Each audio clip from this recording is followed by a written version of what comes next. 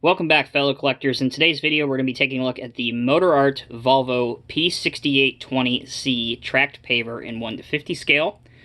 This is a model that's been out for a handful of years now, but quite honestly, it's one of the best Motorart models that I've reviewed. And in this video, I'm going to show you why. So if you've ever owned a Motorart model for Volvo, they all, for the most part, typically come in the very similar style box. Clear window, you can see the model in it. They've got the model name here, Volvo on the side, and on the back they have a picture of the real machine. Kind of a hidden thing in here, which a lot of people like, is they have like this outline here. So if you want to, I don't typically recommend it, but if you want to, you can cut out a picture of it and hang it up, but you will destroy the value of your model in its box long term. So never ever cut up your model boxes. And on this side, again, picture of the real machine, P6820C, and some warning nonsense that you really don't have to pay attention to if you have half a brain. Anyway, moving on. Underneath, styled by Volvo product design. Here is your code, item number 300048 for reference, imported by Volvo. Okay, so let's get this thing open and take a closer look at it. So once you open this for the first time, you are greeted by a modeler's worst enemy. And that, of course, is the twist tie. And the way that they have this in here is they have it kind of strewn between the tracks, up the side, and kind of along the paintwork. So, to be completely honest with you, by measure of full disclosure, it's terrible. And I'm not quite sure what the packaging people were thinking back in the factory. You stand a really good chance of damaging something. So your best bet is just to completely cut the twisty ties and not worry about them at all. But be very, very careful when you get this thing out of the box for the first time that you don't damage something. So just be aware of that. So I've already taken that off and dealt with that before shooting the video. So with that out of the way, let's take a closer look at the model. So I'll show you a couple of the details, and then I'll show you the features. Highlights include the paintwork, which looks great.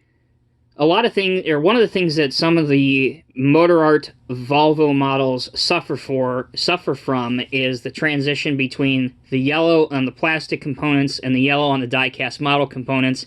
Sometimes the yellow doesn't match. They've done a really good job with this. As you can see, this is a plastic part. This yellow is a plastic part. This is a diecast metal component. The yellow is almost identical.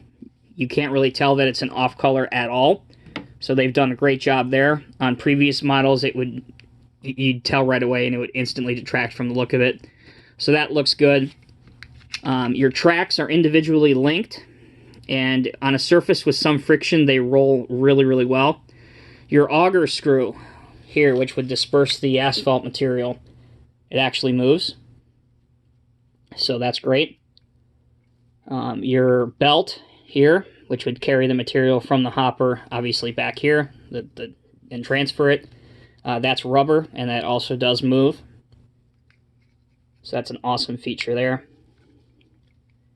Your decals on your instrument panels back here are so tiny, but they look just great. They really have done an excellent job, both here and on the main one up here, underneath the canopy. Speaking of the canopy, if I do have one negative thing to say about it, and this is just comparing it to the new Diecast Masters Cat pavers. Those pavers, the canopy is designed to come off. On here, it's not. Of course, you could take the canopy off, but again, that's going to damage the value of your model because it's not designed to come off on here. So it would have been nice if that was a feature that was implemented into this, just so it would look more of an American-style paver. But other than that, it looks good. Alright, so the features, I already explained to you the working tracks. Your screed does have extensions on it, which almost every paver does, regardless of the make now. It does go up and down on these two cylinders here. There's also a nice hose reel, which you don't really see that on many pavers. The seats on both sides do extend out just slightly, so the operator can get a better view. And if you do have an extra bob operator from your Diecast Masters kits, the seat is big enough where he will sit in there just fine. So you can put him in here if you'd like to. And then, of course, you could just push this back in. Moving towards the front, taking a look at the hopper, you have working rollers right here, which would engage the back wheels of a dump truck and push that along. And your hopper sides do fold in to get the material in. And also you would have these folded up if this was on a lowboy. And because they are die-cast metal, it does stay like that. Your exhaust up here is plastic, and that doesn't fold down for transport like it would normally. But other than that, this is really a fantastic model, and it's quite a step up from most Motorart models, and it's really worth the price. Great detail, good functionality, and an excellent representation of the real-life P6820C.